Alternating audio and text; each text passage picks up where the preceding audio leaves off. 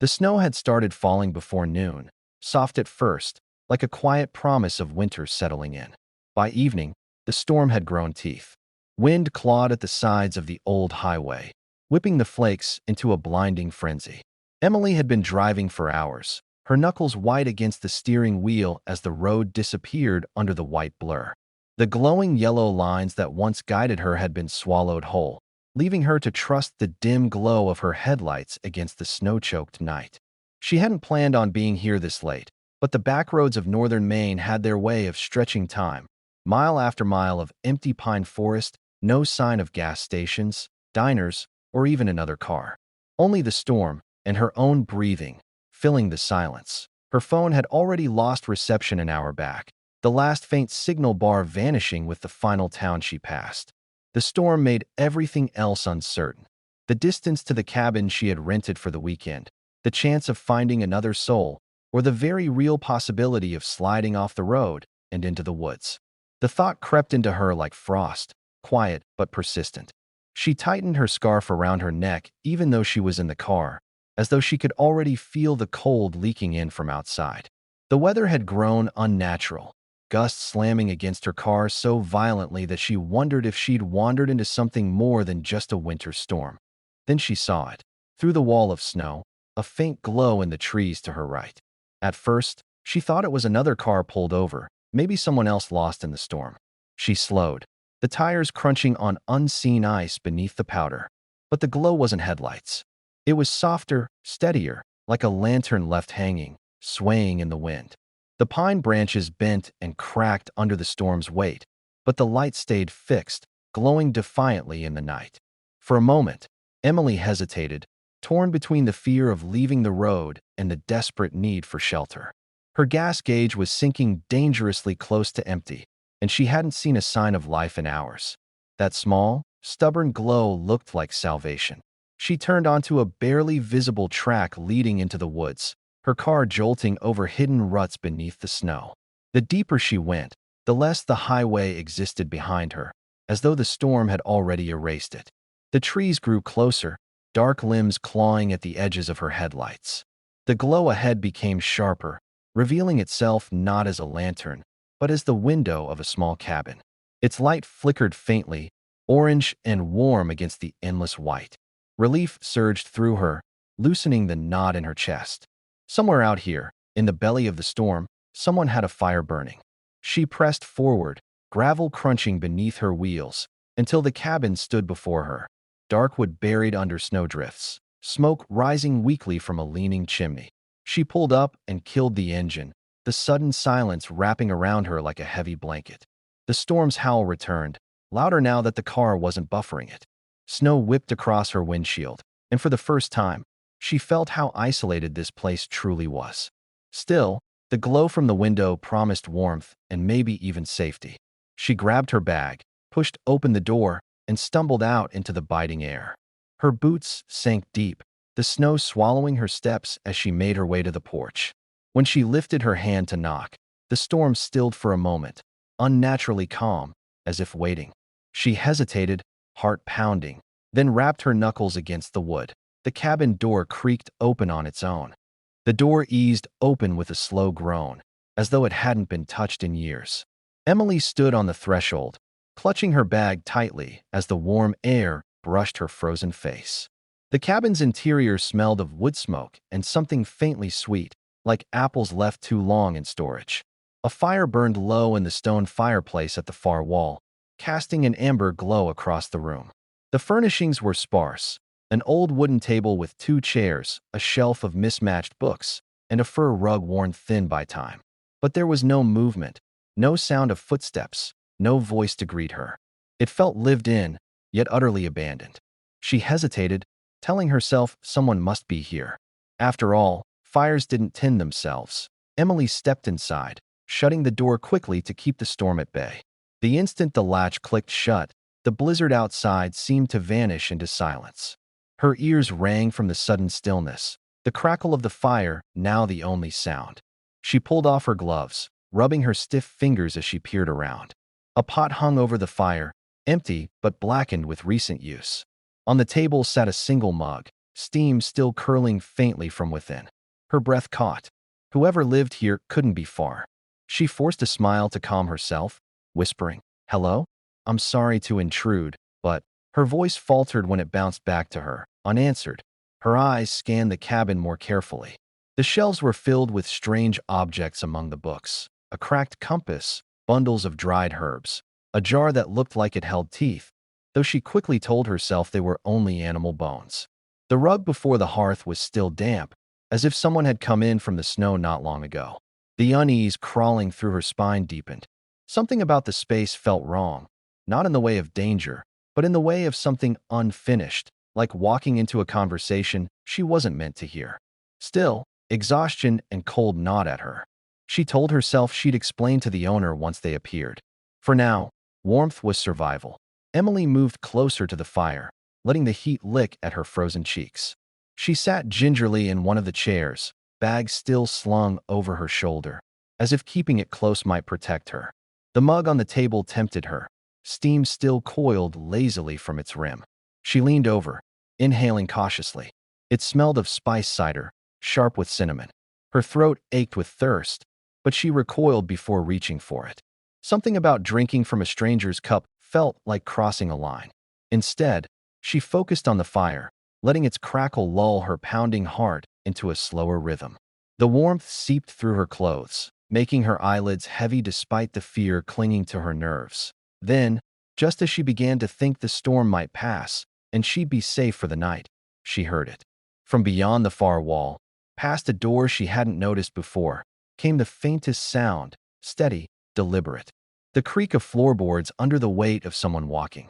Emily froze in her chair, every muscle stiffening as the creak of floorboards echoed again from behind the closed door. She told herself it had to be the cabin's owner returning. Maybe from another room, maybe from a cellar she hadn't noticed, but the thought brought her no comfort. If someone had been here the whole time, why hadn't they answered her call? Why leave her sitting alone with a half-drunk mug still steaming on the table? She forced herself to breathe quietly, straining her ears against the thick hush of the cabin. The fire snapped, masking whatever small sounds might have followed. Then, distinctly, came another step. Slow, heavy, deliberate. She stood up, her chair scraping lightly against the floor. "Hello," she said, her voice more fragile than she intended. The word hung in the air, swallowed by the log walls. No reply. She glanced at the door again. It was slightly ajar now, though she could have sworn it had been shut tight a moment ago. A sliver of darkness yawned in the crack, deeper than the firelight could reach. Her pulse quickened. Instinct told her to leave the cabin, to face the storm rather than whatever was in that room. But stepping back into that blizzard felt like certain death. She hovered, caught between fear of the outside and dread of what lurked within. The silence stretched until it became unbearable. Emily edged toward the door, boots sinking into the damp rug as she forced herself forward. The air seemed to grow colder with each step, the warmth of the fire receding as if the hearth itself feared the shadows ahead. She placed her hand on the doorframe, wood splintering faintly beneath her grip. With a trembling breath, she pushed the door wider. It opened with a groan that carried through the cabin, revealing a narrow hallway lined with hooks where coats hung stiff and heavy with frost. At the far end, another room flickered with faint candlelight. "Is someone here?" she whispered, stepping into the hallway. Her breath clouded the air despite the fire behind her, the cold here unnatural, creeping into her bones. The coats brushing against her arm felt damp, as though freshly thawed from the storm outside. She hesitated, her every sense screaming to turn back, but the faint candlelight drew her forward like a lure. She stepped closer, her boots squeaking against the wooden floor, until she reached the doorway. The candle sat on a low table inside, flame trembling. But the room was otherwise empty, save for a set of muddy footprints trailing across the floorboards. Stopping just in front of where she stood, Emily's heart lurched as she realized the prints didn't lead back out. Whoever had made them was still inside. Emily's breath caught as her eyes traced the trail of muddy prints across the floor. The footprints were sharp and distinct, the tread of heavy boots pressed deep into the wood grain. They stopped only a few feet ahead, right in front of her, yet no one stood there. Her chest tightened, a creeping chill flooding her veins. The candle flickered once, its light shivering against the walls, and in that brief tremor of flame, she thought she saw a shape. A tall, looming figure, lingering just at the edge of her vision. She blinked, and the shadow was gone. Then came the sound. A voice, low and gravelly, emerging from the darkness like a whisper dragged across stone. "You shouldn't be here." The words were clear, cutting through the silence with unnerving calm. Emily staggered back, her hands clenching at her bag as though it could shield her. I'm sorry," she stammered, her voice cracking. "The storm, I didn't know anyone was out here. I just needed shelter." Her words felt too loud in the tiny room, bouncing back at her like accusations. The figure stepped forward at last, materializing from the shadows. He was tall, his frame draped in a heavy coat that still dripped with melted snow. His face was half lit by the candle, pale and hollowed, eyes sunken as though he hadn't slept in days. A long scar ran from his jaw to his ear, vanishing into the scruff of his beard. He studied her with a strange intensity, neither welcoming nor openly hostile, just watchful, like a predator uncertain whether to pounce. Emily's instinct screamed to run, but her feet stayed rooted. "You came off the road," he said flatly, stepping closer until the floor creaked beneath his weight. His boots matched the prints on the ground. He glanced toward the firelit room behind her, then back to her face. "The storm doesn't let people go once they've stepped off it." His words didn't sound like a warning, but a statement of fact, as if he were reciting something long known. Emily swallowed hard, trying to summon reason. "Please," she whispered, "I just need to wait it out. I'll leave in the morning."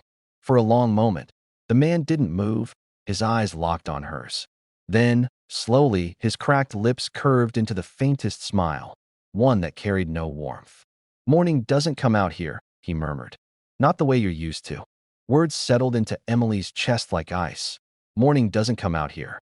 For a moment, she thought she had misheard, that exhaustion and fear had twisted the man's voice into something sinister.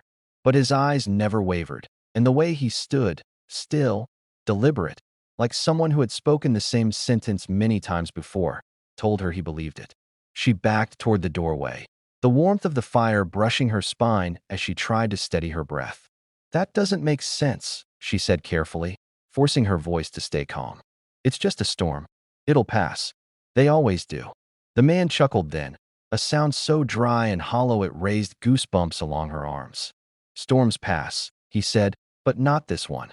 Not here." He took another step closer, and Emily could smell him now. Smoke, damp wool, and something sharp beneath it, like rusted iron. "You think you wandered here by accident?" His scar caught the candlelight as he tilted his head. "The snow takes what it wants. And once you step off the road, you're part of it." His words pressed into her mind with a strange heaviness, as though the storm itself were whispering through him. Panic tightened her chest. She had to get out. Without another word, she spun on her heel, bolting back into the firelit room. The warmth was a shock after the hallway's unnatural cold, but it gave her no comfort now. She lunged for the door, fumbling with the iron latch. Her hands shook violently, her breath coming fast, fogging the wood in front of her. When the latch finally gave, she yanked the door wide open and froze. The blizzard had thickened into a wall of white so dense that the world beyond no longer existed. Snow poured into the cabin, biting at her face like claws. The storm howled, swallowing her desperate gasp. Behind her, the man's voice carried over the gale. "Go on, then. Step into it. See how far you get." Emily's hands gripped the doorframe until her knuckles ached, staring into the swirling nothingness. She could barely see the porch steps beneath her. The road was gone, erased as if it had never been. It wasn't just a storm. It was a curtain, a barrier sealing her in. If she stepped forward, she wasn't sure she'd find ground beneath her feet at all. The snow looked bottomless, endless. Slowly, she shut the door again, the storm's roar muffling back into silence. She stood with her forehead pressed against the wood, trembling. Behind her, the man remained in the shadows, silent now, waiting. She realized with sickening clarity that she wasn't trapped in the cabin to escape the storm. She was trapped with him. Emily kept her back against the door, the wood cool against her damp coat. The silence pressed heavy, broken only by the faint crackle of the fire. The man hadn't moved, but she could feel his eyes on her, sharp as the cold seeping through the walls. Finally, she forced herself to speak, her voice fragile but steady enough to mask the tremor in her chest. "If you wanted me gone, you could have let me walk into that storm. Why let me in?" She turned her head just enough to glimpse him from the corner of her eye. He hadn't sat down. He stood there, boots planted firm, like he'd been carved out of the cabin itself. "Because the storm doesn't care what you want," he replied, his voice low, deliberate. "It takes what's left out in it. That's why you're here. That's why I'm here." He stepped toward the fire, leaning down to poke at the logs with a blackened iron rod. Sparks jumped, throwing his scarred face into sudden, shifting relief. "The only rule is to stay inside until it's done. Break that rule, and you don't come back." Not the same. His tone carried no theatrics, no menace, just the tired certainty of someone who had seen it happen before. Emily's skin prickled. The logical part of her screamed that he was unhinged, some hermit gone half-mad from isolation, spinning myths out of snow and solitude. Yet something in his eyes, flat, unblinking, resigned, made her hesitate. She tried again, her words trembling despite her efforts. "How long?" she asked. "How long until it passes?" His lips twitched, something between a smile and a grimace. "That depends. Could be days. Could be weeks. Time works different once you've stepped off the road. You'll see." She shook her head, refusing to believe it. "I can't stay here. People will come looking for me." She cut herself off, realizing how thin her lifeline sounded. Nobody knew exactly where she was, not this far out. The man seemed to know it, too, because his eyes softened with something like pity. He leaned back, resting the iron rod against the hearth. "No one comes here on purpose," he murmured. "Not anymore." His gaze slid past her, toward the door as if listening to the storm itself. "You'll learn that the hard way if you try." Emily swallowed, her throat dry as ash. The fire popped, startling her. She forced herself to meet his gaze, though every instinct urged her to look away. "So what happens if I stay?" she asked. The man's reply came without hesitation, his words cutting clean through the room. "Then you follow the rules. And you pray the storm doesn't notice you." The man gave her no further explanation. After his last words, he simply sat in one of the wooden chairs near the table, elbows resting on his knees, eyes fixed on the fire as though he could read secrets in the flames. Emily lingered by the door, frozen between fight and flight, until her exhaustion made the decision for her. Her body ached, her eyelids heavy, the storm's white roar outside dragging her toward a strange, heavy weariness. She dragged a chair closer to the fire, setting her bag down within reach. If she was going to stay, even for a few hours, it would be on her terms. The fire's warmth seeped into her bones, loosening muscles tight from the drive. The man didn't speak again, and after a time, the silence grew unbearable. She tried to listen to the crackle of the wood, to think of her plans before the storm, of the life waiting beyond it. But the storm's howl seeped through the walls in a rhythm that began to sound too much like voices. Whispers twined in the wind, low, mournful, like names spoken over and over. Emily pressed her hands against her ears, but it didn't stop. The sound came from inside as much as out, vibrating through her chest like a memory not her own. When she finally drifted into a shallow sleep by the fire, the dreams came sharp and sudden. She was walking through the snow, her footprints vanishing as soon as she made them. The trees leaned inward, their branches dripping with ice, and the blizzard swirled around her in thick, suffocating sheets. Then she saw them, figures standing in the storm. Dozens of them, pale shapes motionless in the white. Their faces were hidden, their eyes dark hollows, but she felt their gazes pinning her in place. One of them lifted a hand and pointed toward her, and the wind screamed her name. Emily snapped awake with a gasp, the fire reduced to glowing embers. The cabin was darker now, the storm outside pressing against the window with frantic fingers of snow. The man was still seated by the table, unmoving, as though he hadn't blinked since she'd drifted off. His eyes caught the faint glow of the embers, and she realized with a chill that he'd been watching her sleep.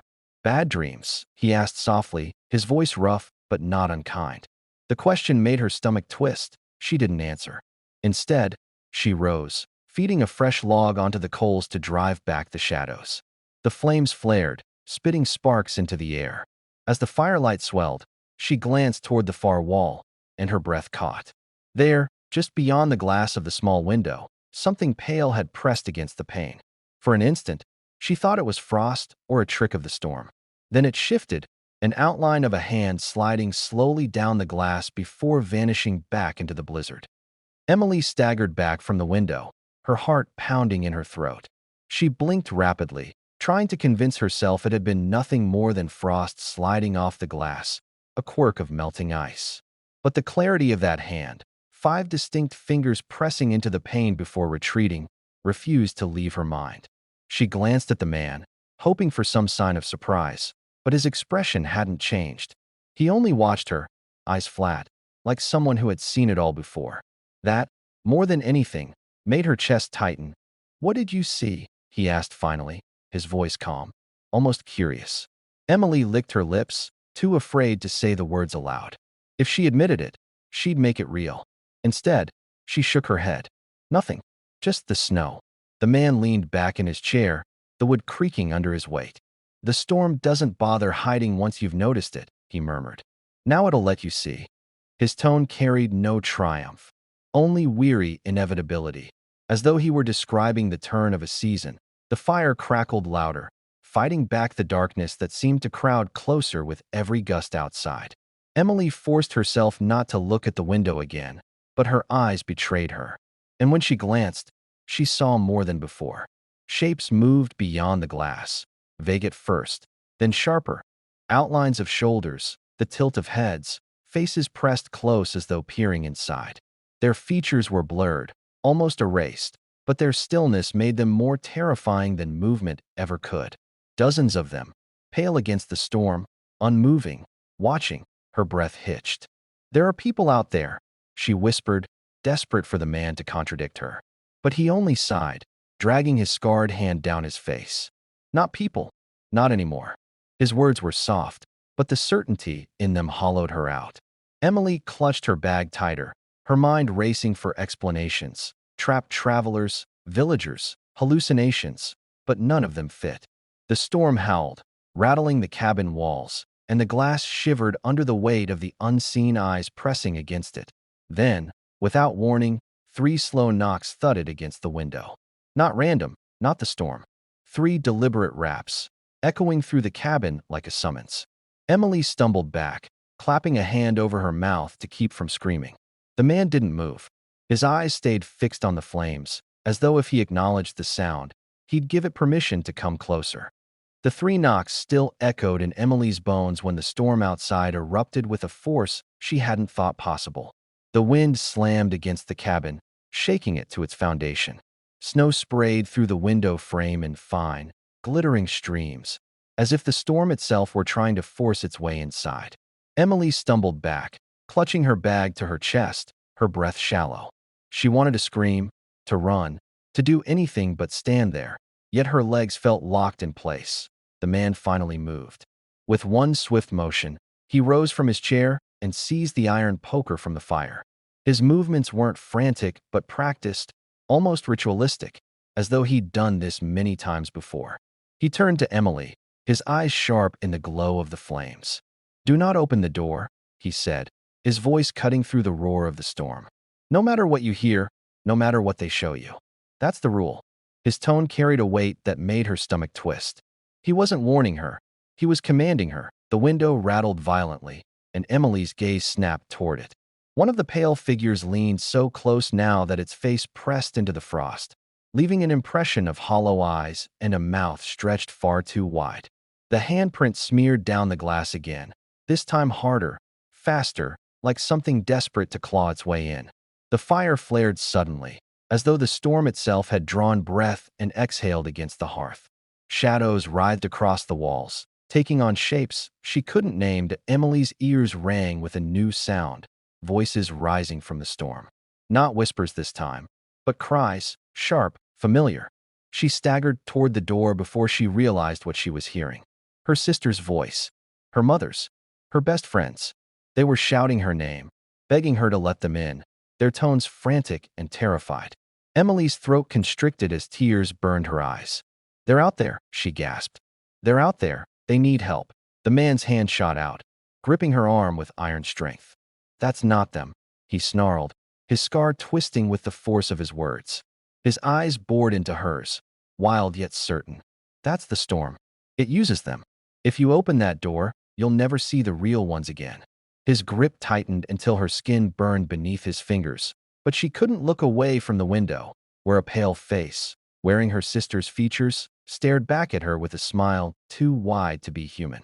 The storm's voices battered the cabin, rising in a chorus that shook Emily's very bones. Her sister's cry cut through the wind again, so real, so desperate, that Emily nearly tore free from the man's grip. Her fingers brushed the door latch, the cold metal burning her skin, when he yanked her back hard enough to send her sprawling onto the floor. She looked up at him, furious, terrified. "You don't understand," she screamed. "They're out there. I heard them." The man loomed above her, the fire poker clenched in his fist. His scar shone red in the firelight, his eyes wild but steady. "That's the storm," he roared over the gale. "It wears the faces you can't bear to lose. That's how it takes you." He lowered the poker slowly, his voice softening but no less sharp. "You open that door, and you stop being you. That's the last rule." Emily lay frozen on the rug, her heart hammering against her ribs. She wanted to believe him. She wanted to think it was all lies, hallucinations, a trick of exhaustion. But the faces at the window, her sister, her mother, her best friend, all pressed closer, their mouths moving in perfect rhythm with the voices she knew too well.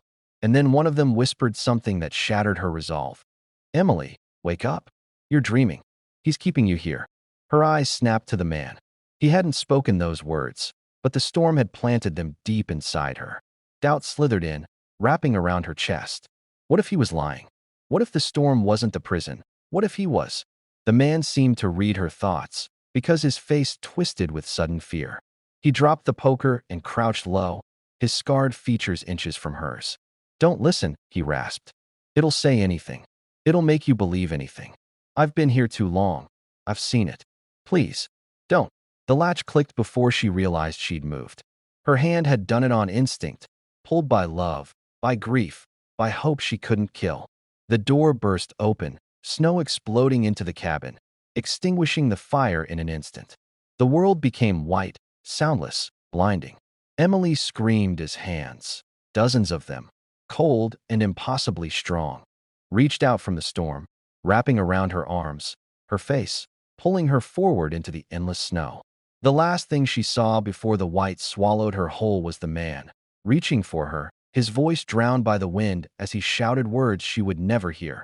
And then there was nothing but silence. The cabin door swung slowly shut behind her, the latch falling into place as though guided by unseen fingers. Inside, the fire lay dead, the room empty. Outside, the storm raged on, its pale faces turning back toward the forest, their newest companion now among them. The snow erased the footprints at the threshold, as if Emily had never been there at all.